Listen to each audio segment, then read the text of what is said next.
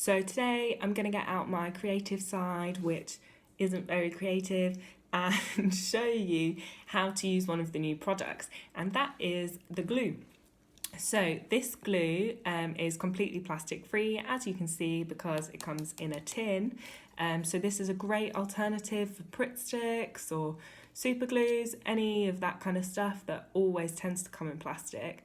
And this is actually going back to the olden days where people actually used to use glue like this all the time. You don't have to go that far back to see all the plastic free alternatives that people are actually using. So this is one of those. So I'm going to show you today how you use it. So if I open this, you can, honestly, I wish you could smell it because it smells like almonds. It's so nice. It's like Christmas. So this is the one that I'm actually using. So I've been using it a bit so far. So inside it has a little brush like this. And then obviously the glue. So all that you do is use this little brush, put the brush on there a bit, and then you can see that it comes up like that. And then I'm just going to use this bit of paper to show you. So I just put it onto the top there.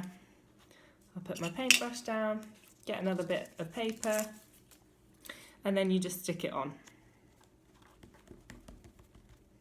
I know that I'm showing you how to glue, which is ridiculous, but I just want to show you how easy it is. So there you can see that that bit of paper is now stuck onto another bit of paper.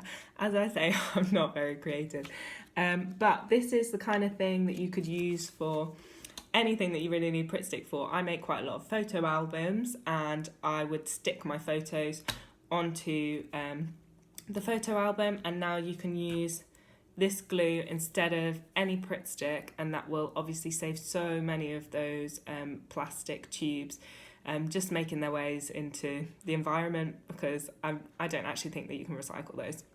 So, but you can recycle this. So if you're into your creative side, you like sticking things together, then get yourself one of these.